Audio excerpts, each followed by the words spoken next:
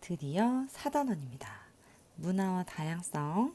이미 송신영 선생님하고 4-234는 학습을 끝냈겠지만 선생님과 함께 4-1번 세계의 다양한 문화권 내용을 정리해 보도록 하겠습니다. 3단원 내용과 상당히 겹치는 부분들이 있어요. 3단원 내용을 다시 공부할 필요까지는 없지만 3단원 내용을 떠올리면서 정리를 함께 하면 쉽게 이해를 할 수 있을 겁니다. 그리고 이 부분을 공부할 때 팁을 조금 주자면 사실 선생님이 교실에서 뭔가 강의를 하는 거가 사실 크게 의미가 없는 단원이기도 해요. 강의보다는 직접 교과서를 좀 읽어보고 읽으면서 이제 사진이나 각종 자료들도 한번 함께 살펴보고 특히 지리부도 내용들을 좀 같이 살펴보면서 내용을 정리를 해야 훨씬 공부가 잘 될 겁니다. 그래서 이 단어는 선생님이 동영상으로 내용 정리를 그냥 간단하게 안 할 수 없으니 소개를 하고 과제를 주면서 여러분이 과제를 하는 과정에서 저절로 시험 공부가 될 수 있게 내용 정리가 될 수 있게 수업을 진행할 예정이니까 동영상을 꼭 보고 교과서랑 통사노트 지리부도도 꼭 함께 살펴보도록 하세요. 자, 우리가 4-1에서 알아야 할 내용은 크게 두 덩어리입니다. 문화권 형성에 영향을 준 요인이라고 해서 문화와 문화권의 의미를 좀 살펴보고 다양한 기준으로 나눠지는 각 문화권의 특징들을 좀 살펴보도록 하겠습니다. 그리고 이 문화권이 형성되는데 영향을 준 자연환경적 요인과 인문환경적 요인들을 살펴보도록 하겠습니다. 자, 통사노트 48쪽 교과서는 83쪽에 아주 내용이 잘 정리가 되어 있습니다. 꼭 읽어보세요. 같이 한번 정리해 보겠습니다. 자, 문화란 3단원 들어갈 때 정리 한번 했었어요. 인간이 환경과 상호작용하면서 만들어낸 사회 전반의 생활 양식, 옷이라든지 음식, 집, 종교, 언어 등등등등과 같은 사회 전반의 생활 양식을 문화라고 합니다. 3단원에서는 특히 이 인간을 둘러싼 환경들 중에서도 자연 환경이 어떻게 생활 양식에 영향을 줬는지를 살펴봤죠. 자, 그런데 이제 문화권이라는 개념이 등장을 합니다. 문화권이라는 것은 이 문화적 특성이 비교적 넓은 공간에 걸쳐서 유사하게 나타나는 범위를 문화권이라고 합니다. 말이 좀 어렵죠. 근데 이 사례를 가지고 설명을 하면 쉽게 이해할 수 있어요. 예를 들면 그러니까 특정 문화 요소를 기준으로 해서 이제 세 개의 지역들을 구분을 하는 겁니다. 음식이라는 문화 요소를 기준으로 한다면 뭐 쌀을 먹는 쌀 문화권, 밀을 주식으로 먹는 밀 문화권, 뭐 이런 식으로 구분할 수 있겠죠. 세 개의 지역들을. 그리고 종교라고 하는 문화 요소를 기준으로 지역을 나눈다면 크리스트교의 영향력이 강한 뭐 크리스트교 문화권, 이슬람교의 영향이 강한 이슬람교 문화권 등등등등 다양한 문화 요소들을 기준으로 지역을 구분할 수 있습니다. 그런데 이때 이 지역을 구분하는 방식이 기준이 여러 가지이다 보니까 굉장히 다양한 방식으로 지역이 나누어집니다. 예를 들면 쌀 문화권이라고 이제 음식을 가지고 문화권을 구분을 했을 때 우리나라와 인도네시아는 둘 다 쌀을 주식으로 하는 쌀 문화권에 속해요. 하지만 종교라고 하는 또 다른 문화 요소를 가지고 문화적 경계를 나눴을 때 생각을 해보면 우리나라는 그 전통적인 사상이랄지 이 사람들의 생활 양식 속에서 불교나 유교의 흔적이 많이 남아있는 데 비해 인도네시아는 뭐 이슬람교의 전통이 강하다. 뭐 이렇게 서로 다른 문화권으로 구분이 되기도 하는 겁니다. 어떤 문화 요소를 기준으로 지역을 나눴느냐, 문화권을 나눴느냐에 따라서 하나로 묶이는 덩어리가 달라진다라는 이야기겠죠. 이렇게 나눠진 문화권은요, 그러니까 어쨌든 구분이 되는 경계라는 게 존재를 하는데 이 경계는 주로 사람들의 소통을 방해하는 뭐 어떤 환경적인 요소인 경우들이 많습니다. 예를 들면 A라는 문화 요소가 나타나냐 나타나지 않느냐를 가지고 이렇게 지역을 나눴어요. 이렇게 요 지역을 이렇게 나눴다 칩시다. 그러면 이 A라는 문화 요소가 여기에만 나타나고 여기에는 나타나지 않는 이유는 이 문화 요소가 전파될 수 없었던, 전파되기가 어려웠던 환경적인 요인이 존재했다라는 것이죠. 주로 이런 어떤 장벽들이 경계의 역할을 했냐면 뭐 큰 강이 존재한다든지 아주 높은 큰 산이 존재한다든지 인간의 왕래를 어렵게 하는 사막, 아주 거대한 사막이 있다든지 이렇게 등등등 장벽 역할을 하는 어떤 자연적인 요소가 존재하는 그런 경우들이 많습니다. 자, 이런 경계를 기준으로 해서 문화권이 나누어졌어요. 그런데 문화권의 경계가 존재했을 때 어렵긴 하지만 왕래가 전혀 없진 않단 말이죠. 그러면 요 경계 인근에 이 경계 인근에서는 요쪽에 있는 문화 요소와 요쪽에 구분된 문화 요소가 혼재돼서 나타나는 그런 공간이 존재하게 됩니다. 이런 곳을 가리켜서 우리가 점이지대라고 불러요. 설명을 보겠습니다. 지표 공간을 동질성을 기준으로 구분했을 때, 즉 A라는 문화 요소가 나타나냐 나타나지 않느냐. 구체적인 예를 들면 쌀을 주식으로 하냐 아니냐. 이렇게 이런 동질성을 기준으로 지역을 구분한다고 합시다. 그러면은 우리나라 한반도를 기준으로 봤을 때, 자, 남부 지역은 주로 쌀을 주식으로 먹습니다. 그런데 쌀 농사가 어려웠던 냉대 기후가 나타나는 북부 지방 같은 경우는 상대적으로 밀을 많이 먹었어요. 그래서 요 쌀을 많이 먹는 지역과 밀을 많이 먹는 지역의 그 음식 문화가 달랐는데 그 사이에 경계에 해당하는 그게 만나는 지역에서는 쌀도 먹고 밀도 먹는 이런 음식들이 나타납니다. 대표적인 사례가 떡국이에요. 남부지방은 떡의 비율이 훨씬 높고 만두를 아예 안 넣는 곳도 많아요.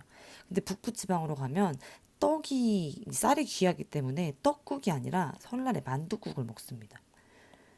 그럼 이 중부지방은 떡도 들어가고 만두도 들어간 떡만둣국을 먹는 거죠. 이런 식의 이제 사례를 가지고 점이지대를 이해해 볼 수 있습니다. 너무 더러우니까 좀 지워 보겠습니다. 자, 그래서 점이지대는 두 지역의 특성이 함께 나타나는 공간, 지리적 범위에 해당한다. 자, 서로 다른 문화권이 만나는 경계 지역에서 주로 점이지대가 나타나더라라는 겁니다. 조금 이따 선생님이 지도를 보여줄 건데 그 지도에서도 마찬가지예요. 마치 경계가 뚜렷하게 이제 그림으로 그리다 보니 경계가 뚜렷하게 존재하는 것처럼 지도가 나눠져 있지만 그 경계에 해당하는 지역을 가보면 실제로 두 가지 문화 요소가 공존해서 나타나는 그런 사례들을 많이 볼 수 있습니다. 자, 세 번째 개념이 등장을 합니다. 문화 경관이라는 것은 어떤 장소에 인간이 오랫동안 거주하면서 만들어 놓은 인공적인 경관, 그러니까 자연 경관이 아니라 인간이 만들어 놓은 생활 양식, 즉 문화가 눈으로 드러나는 그런 장면을 이야기를 합니다. 이 문화 경관이 실제로 관찰을 통해서 문화권을 구분할 수 있는 중요한 증거가 되기도 합니다. 그래서 우리 교과서나 통사노트, 지리부도에 나오는 그 사진들을 잘 봐야 된다라는 이야기예요.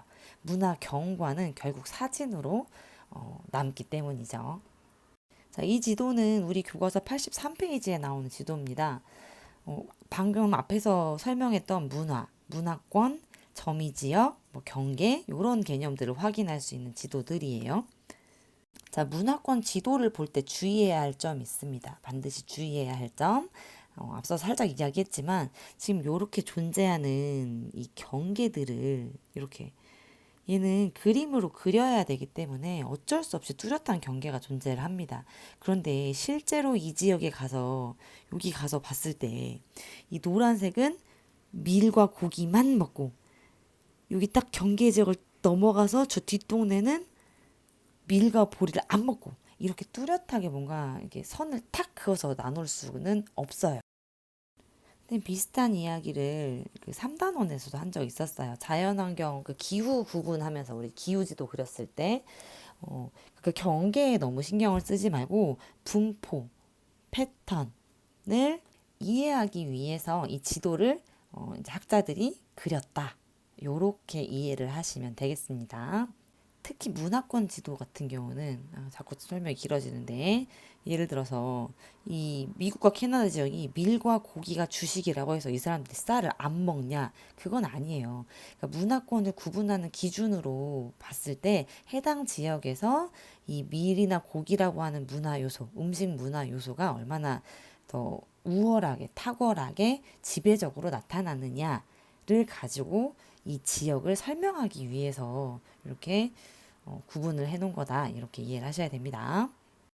이 오른쪽 지도를 봤더니 얘는 뭘 기준으로 나눈 것 같아요? 중국어, 영어, 힌디어, 아랍어 하는 걸 보니까 언어를 기준으로, 언어라는 문화 요소를 기준으로 지금 지역을 구분해 놓은 것입니다. 이 지도를 외우려고 들지는 마세요. 이거 다 못 외워요. 네, 선생님이랑 같이 읽어봅시다. 지도를 한번 읽어봅시다. 일단 영어를 사용하는 지역들을 봤더니 당연히 영국에서 영어 사용하고요. 영국 사람들이 주로 건너가서 영향을 미친 건국한 나라인 미국, 캐나다 이 지역도 영어를 주로 사용을 합니다. 역시 마찬가지로 호주도 영국의 영향을 크게 받은 지역이기 때문에 영어를 쓰고 있고요. 아프리카에도 영국의 식민지였던 지역들이 주로 영어를 사용하는 경향을 볼 수 있습니다. 그리고 일본어를 쓰는 나라는 일본어밖에 없네요. 한국어를 쓰는 나라도 한국밖에 없습니다. 그리고 생각보다 많은 나라가 쓰고 있는 언어가 에스파냐어예요. 여기가 지금 에스파냐예요. 스페인이라고도 부르는 이 에스파냐. 에스파냐어를 이 중남부 아메리카 지역의 대부분의 나라들이 쓰고 있고 이 브라질만 특이하게 포르투갈어를 쓰고 있네요. 이건 식민지 경험이 이 언어라는 문화 요소에 큰 영향을 준 사례인데요. 뒤에서 자세히 살펴보도록 하겠습니다. 아랍어의 분포도 좀 눈여겨볼 필요가 있어요. 구체적인 내용들은 이 각각의 문화권의 특징을 이야기하면서 자연스럽게 알게 될 거니까 걱정하지 말고 이렇게 언어라는 문화 요소를 기준으로 세계 지역을 구분했더니 이런 모양이 나왔습니다. 이렇게 분포합니다. 라는 거를 그냥 한번 읽어보는 정도로만 하고 넘어가겠습니다. 자, 이제 본격적으로 문화권 형성에 영향을 주는 요인들을 살펴보도록 하겠습니다. 크게 자연 환경과 인문 환경으로 나누어서 설명할 수 있습니다. 자연 환경에 대한 이야기는 3단원에서 너무 잘 학습을 하고 왔기 때문에 크게 선생님이 설명할 내용은 없어요. 선생님이 강조했던 내용들이죠. 혹시 기억이 안 나는 친구들은 교과서나 통사 노트를 반드시 꼭 한번 읽어보시고요. 눈에 띄는 것들만 더우니까 통풍이 잘 되는 옷. 건조하기 때문에 햇빛을 가리는 게 중요하고 일교차가 크니까 얇은 천으로 온몸을 감싸는 옷. 한데 추우니까 동물의 가죽이나 털로 만든 옷을 주로 입었다. 음식은 고온다습한 아시아의 계절풍 기후 지역은 쌀이 주식이더라. 계절풍과 쌀은 꼭 연결을 시켜야 된다라고 이야기했죠. 열대기후 지역, 더워서 음식의 부패 위험이 높기 때문에 기름에 볶거나 튀기거나 강한 염분 향신료 등을 사용하는 경향이 강하고 이유는 다르지만 건조기후 지역과 유럽은 공통적으로 빵과 고기를 주식으로 한다. 이런 현상이 나타납니다. 자, 남아메리카 고산지대, 우리 EOH 고산기후 하면서 얘기했었죠? 감자와 옥수수가 주식입니다. 자, 지배 형태는 열대기후 고산가옥, 비가 많이 오니까 경사가 급해요. 바람이 잘 통하는 개방적인 가옥 구조 나타나고요. 건조기후 지역은 일교차가 크니까 그리고 모래바람 막기 위해서 창이 작습니다. 주변에서 구할 수 있는 재료를 쓰다 보니 당연히 흙벽돌집이고 평평한 지붕, 경사가 급할 필요가 없어요. 냉대기후 지역은요. 침엽수림이 나타나요. 타이가지대에. 그래서 통나무집 나타나고 난방과 보온이 핵심이기 때문에 폐쇄적인 가옥 구조가 나타나더라. 앞에서 다 배웠던 내용입니다. 자, 지형도 마찬가지. 산지냐, 평야냐, 해안이냐에 따라서 사람들의 삶의 양식, 즉 문화가 달라집니다. 자, 산지는요, 평야에 비해서 인간 거주에 불리해요. 경사도 급하고 높은 해발고 때문에. 그래서 독특한 산업의 형태가 나타납니다. 계단식 논 배웠었죠. 선생님 사진 보여줬었는데. 그리고 통합사의 노트에서 등장했었던 이목가지도. 유목은 수평적 이동이고 이목은 이 높은 산지에서 해발고도에 따라서 수직적 이동이 나타나는 목축의 형태다. 이동식 목축의 형태다라고 이야기했었죠. 자, 열대기후 지역의 고산지대는요. 연중 온화해요. 상춘기후가 나타나요. 그래서 고산 도시가 발달했다 이야기했습니다. 평야는 좋아요. 그래서 대도시들이 주로 평야 지역에 위치해 있다. 해안가는요. 육지와 바다를 연결하는 곳으로서 인간 거주에 적합합니다. 그래서 특히 항구가 발달한 지역들은 산업화 과정에서 대규모 도시가 발달하기도 했다 이야기했었죠. 자, 이제 드디어 새로운 내용이 나왔습니다. 이 문화권을 형성하는 데 영향을 준 인문 환경을 살펴보도록 하겠습니다. 먼저 가장 중요한 것, 다른 문화권을 이해하는데 반드시 알아야만 하는 중요한 요소인 종교를 좀 살펴보도록 하겠습니다. 아마 중학교 때 더 깊은 내용을 배웠을 거예요. 하지만 선생님은 너희들이 하나도 기억하고 있지 않다라는 전제 하에 설명을 시작하도록 하겠습니다. 자, 일단 크리스트교. 크리스트교는요, 기독교예요, 기독교. 근데 이 크리스트교는 크게 세 가지로 구분이 됩니다. 우리가 성당이라고 부르는 카톨릭교. 카톨릭교가 있고요. 그리고 개신교. 카톨릭교에서 이제 빠져나온 종교개혁을 통해서 분리된 개신교, 신교 하기도 하는데요. 그리고 정교회. 라고 불러요. 근데 이 정교회는 지역마다 나눠져 있기 때문에 그리스 정교, 러시아 정교, 심지어 한국에도 정교회가 있습니다. 자, 이 크리스트교는요, 일단 유일신을 믿습니다. 그러니까 유일하다, 신이 한 명이다라는 뜻이에요. 다른 교도 보면 이슬람도 유일신교고요. 지금 통사에서는 언급이 안 되지만 유대교도 유일신교입니다. 근데 지금 비교되는 힌두교는 신이 하나가 아니에요. 다신교예요. 불교 같은 경우는 이게 신격화되는 이 붓다, 부처라는 존재가 있고 부처의 가르침을 따르는 이런 그 종교이기 때문에 크리스트교나 이슬람교처럼 절대자가 존재하는 그런 유일신 사상과는 조금 거리가 있습니다. 다시 돌아가서 정리하겠습니다. 자, 크리스트교는 유일신교고요. 성경이라고 하는 그 경전을 가지고 있습니다. 크리스트교와 관련된 주요 문화 경관을 살펴보면 사원이죠, 사원. 그러니까 크리스트교의 사원은 이 십자가가 핵심입니다. 십자가가 존재하고요. 그리고 굉장히 화려하고 규모가 큰 이런 첨탑. 사실 이 첨탑은 이슬람의 모스크에도 있긴 있어요. 그러니까 첨이라는 게 뾰족한 탑이란 뜻이에요. 그러니까 하늘 높이까지 이렇게 크게 거대하게 솟아올라 있는 뾰족한 탑이 존재합니다. 사실 여기까지는 몰라도 되긴 하는데 참고로 이 정교회에서는 이게 우상 숭배의 위험이 있다 해서 십자가를 인정하지는 않습니다. 교리의 차이도 있지만 뿌리가 같음에도 불구하고 십자가를 잘 이렇게 형상화하지 않는 그런 차이점이 존재하기도 합니다. 자, 이슬람교로 넘어가겠습니다. 이슬람교는 우리나라에서는 많이 찾아볼 수 없는 종교라서 낯설게 느낄 텐데 사실은 전 세계 종교 신도들 중에서 크리스트교 다음으로 많은 게 이슬람교예요. 이슬람교는 크리스토교와 마찬가지로 유일신, 한 명의 절대자를 섬기는 그런 종교입니다. 혹시 이제 나중에 세계 시민과 지리를 선택하는 학생들은 더 자세히 배울 수 있겠지만 이 이슬람교의 유일신과 크리스트교의 유일신은 동일합니다.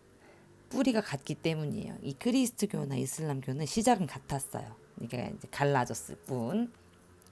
자, 그래서 이 크리스트교의 성경과 이슬람교의 쿠란은 굉장히 비슷합니다. 교리가 비슷한 측면들이 있어요. 자, 이슬람교는 이 크리스토교가 나눠지듯이 얘네도 이제 교리의 차이로 인해서 두 가지의 종파로 크게 나눠지는데요. 들어봤을 거예요, 아마. 수니파와 시아파. 이렇게 나눠집니다. 뭐 자세한 교리의 차이까지는 지금 우리가 뭐 구분할 필요는 없지만 약간의 지적 호기심이 있는 학생들은 위키에 찾아보세요. 이게 상당히 재밌습니다. 이 이슬람교 수니파와 시아파의 차이, 그리고 주로 어떤 국가들이 분포해 있는지 이런 것들을 알게 되면 지정학을 좀 이해하기가 쉽습니다. 뭐 그렇고요. 자, 계속 갑시다. 이슬람교의 사원은요, 이 도명 지붕이 좀 특징적이에요. 그러니까 이 그리스도교처럼 뾰족하게 하늘을 향해서 솟아있는 첨탑이 이렇게 존재를 하긴 합니다. 근데 이 첨탑과 함께 이렇게 둥근 돔 모양의 이런 사원이 존재하는 이런 형태의 그림을 정말 너무 예쁘게 잘 그렸는데 이 그림 보지 말고 우리 교과서와 통사노트에 나오는 그 지리부도에 있는 예쁜 사진들을 참고하시기 바랍니다. 자, 이슬람교의 특징하면 또 이 이슬람 신자들의 5가지 종교적인 의무를 빼놓을 수가 없죠. 그냥 상식으로 알아두시면 됩니다. 일단 이 신앙 고백이 중요합니다. 알라만이 유일한 신이다. 다른 신들은 인정하지 않는다. 라는 고백을 해야 되고요. 하루에 5번 지구상에 어디에 자기가 있든지 간에 메카라는 아주 중요한 장소를 향해서 기도를 해야 됩니다. 그러다 보니 이 이슬람교의 신자들, 우리가 무슬림이라고 부르죠. 이슬람 신자들을 무슬림이라고 부르는데 이 무슬림들은 방향 감각이 정말 뛰어나요. 물론 방향치도 있을 수 있죠. 그래서 이런 사람들을 마케팅 대상으로 삼아서 삼성의 갤럭시 핸드폰에는 특히 이슬람권 사람들에게 판매하는 그 핸드폰에는 메카의 방향을 정확하게 찾아주는 어플이 있습니다. 그래 하루 5번 기도할 수 있게. 뭐 그렇고요. 그리고 기부를 반드시 해야 되고요.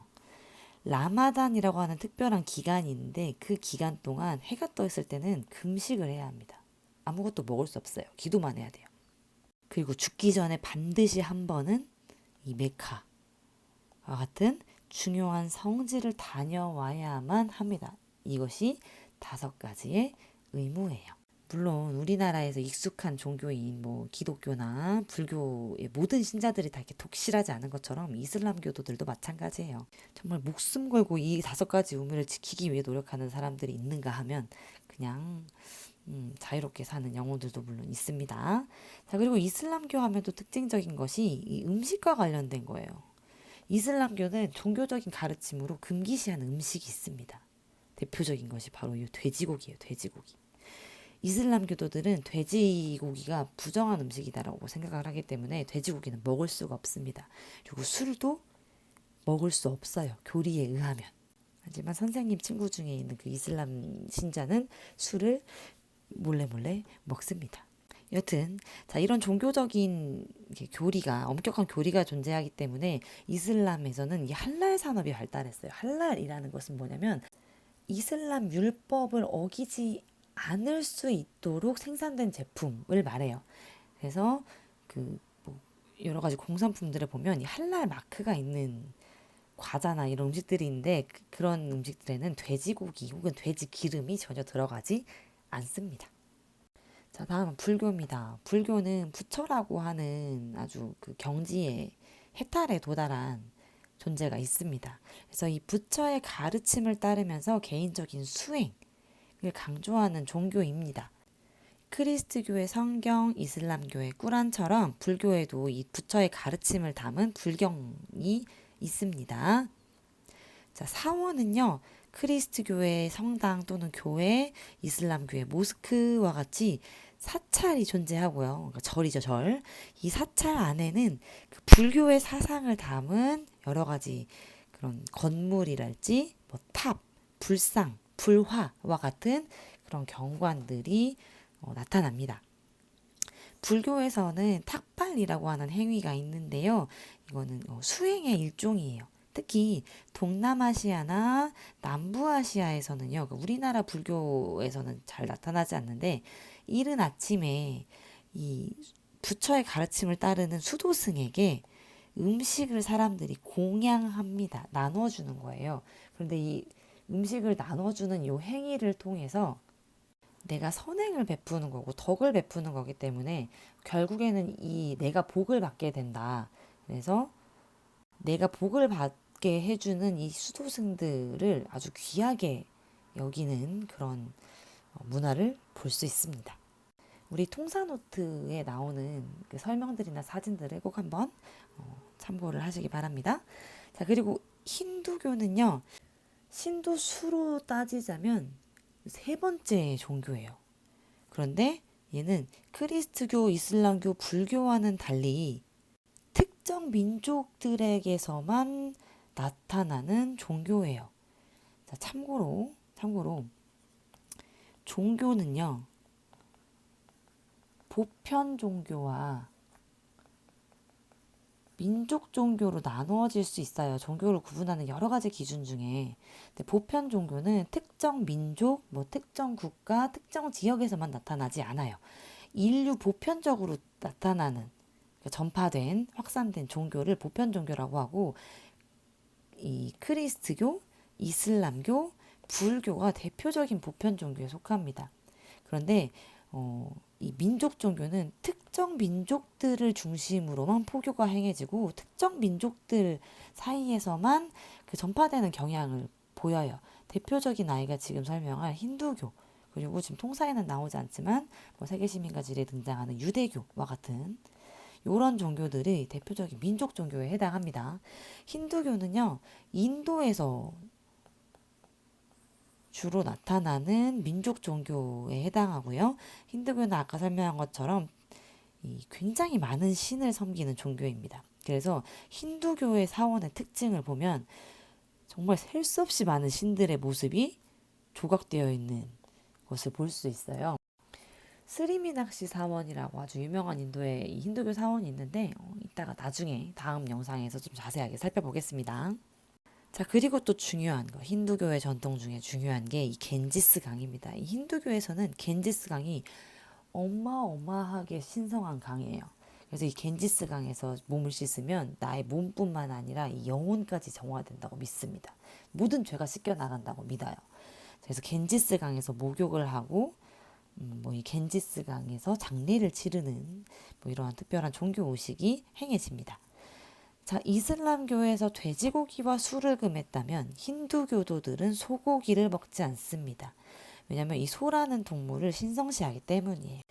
자, 문화권 형성에 영향을 주는 인문환경 요소로서 이 종교라는 문화적인 요소는 이 정도로 살펴보고 아마 다음 영상에서 각각의 문화권에 대해 설명을 하면서 다시 한번 언급이 될 겁니다. 그리고 지금 여기 내용이 정리되어 있지는 않은데 우리 교과서 84페이지를 보면 이 산업도 이 문화권을 나누는 중요한 요소 중에 하나예요. 유목이 행해지는 유목문화권, 논농사를 주로 짓는 논농사 문화권, 공장이 많이 분포하는 2차 산업이 발달한 공간에서 나타나는 문화, 이렇게 산업으로 문화를 구분해 보는 것도 의미가 있고요. 84페이지 교과서에 나오는 설명 정도를 읽고 이해할 수 있으면 충분하겠습니다. 자, 앞에서 살펴봤던 그 종교 문화 요소로서의 그 종교를 이렇게 그래픽화해서 나타낸 지도와 그래프입니다. 설명은 다 했는데 다시 한번 살펴보도록 하겠습니다. 일단 크리스트교는요, 카톨릭, 개신교, 정교회 이렇게 나눠진다 그랬죠. 그래서 주로 이제 신자들이 분포하는, 그리고 사람들의 생활 양식에서, 그러니까 문화에서 해당 종교의 영향력이 크게 나타나는 그런 지역들을 지도화한 거예요. 자, 지금 신교가 이제 파란색처럼 이렇게 여기도 보이고요. 이렇게 지금 이게 지금 개신교고요. 크리스트교 중에서도 카톨릭, 우리가 지금 성당이라고 알고 있는 그 카톨릭, 영향을 많이 받은 지역입니다. 요 지역들, 유럽 지역, 그리고 유럽의 영향을 받은 지역들, 이렇게 지금 곳곳에 핑크색이 보이고 있죠. 그리고 그리스 정교로 대표되는 정교회는 자, 이렇게 러시아도 러시아 정교회가 영향력이 아주 강하기 때문에. 자, 그리고 초록색으로 지금 표시된 이슬람교는 건조기후가 나타나는 지역하고 일치하는 요런, 일치라기보다는 분포가 흡사한 이런 특징들을 나타내고 있네요. 그리고 열대기후 지역, 특히 동남아시아 지역에서도 이슬람의 흔적들이 강하게 나타나고요. 불교는 주로 이 지역들에서 분포하네요. 자, 뒤에서 다시 한번 정리를 할 겁니다. 힌두교는 특정 민족들을 중심으로 나타나는 민족 종교라고 했죠. 그래서 인도라고 하는 딱 공간적인 범위 안에서 주로 분포하는 이런 특징들이 나타납니다. 자, 그리고 이 그래프는 우리 교과서 84페이지에 나오는 그래프인데요. 전 세계 종교인들 중에서 그 신자들의 비율을 나타낸 겁니다. 전 세계 이 종교인들 중에서 가장 많은 비율을 차지하고 있는 게 32.3% 크리스트교예요. 크리스트교 중에서도 카톨릭교가 비율이 높고요. 그 다음이 개신교, 그리고 이 동방정교. 이 동방정교가 아까 얘기했던 요 그리스 정교네, 러시아 정교네 했던 애들이에요. 그 다음이 이슬람교입니다. 두 번째로 신자 수가 많아요. 우리나라에서만 찾아보기가 힘들 뿐 매우 흔한 종교입니다. 이슬람교는 아까 살짝 얘기했는데 시아파와 수니파로 주로 이제 구분이 되고요. 수니파의 비율이 훨씬 높네요. 이 시아파가 수니파보다 조금 더 강경한 그런 분위기, 율법에 조금 더 엄격한 그런 종파입니다. 그래서 이란, 이라크 요런 지역이 이 시아파의 비중이 조금 높은 지역이죠. 그리고 나서 비율로 따졌을 때 세 번째가 힌두교입니다. 힌두교는 민족 종교임에도 불구하고 인도가 인구가 워낙 많기 때문에 신자 수로만 따졌을 때는 세 번째에 해당하고요. 그 다음이 이 보편 종교의 하나인 불교입니다. 자, 오늘 이렇게 아주 자세하게 선생님이랑 이야기를 나눠봤는데 이 내용을 기반으로 해서 교실에서는 각자가 이 내용들을 조금 정리할 수 있는 과제를 선생님이 같이 해볼 생각입니다. 뭐 같이라기보다는 이제 시험 공부의 일환으로 내용들을 각자 정리할 수 있는 그런 과제를 부여하고 해보도록 하겠습니다. 혹시 통합사회 과제가 마무리가 안 된 친구들은 지금 구글 클래스룸에 올라와 있는 과제들을 그 맞춤형 과제들을 다 마무리를 꼭 하시기 바랍니다. 과제가 2개나 더 나가야 하니까요. 고생했습니다.